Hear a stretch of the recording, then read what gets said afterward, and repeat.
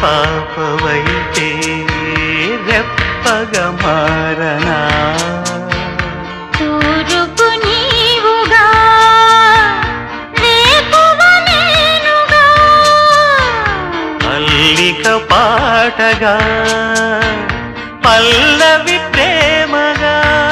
ప్రేమించే పెదవులొకటై పొంగించే సుధలు మనవైతే జగతికే అతిథులే జననమౌదిన ప్రేమ జంటకి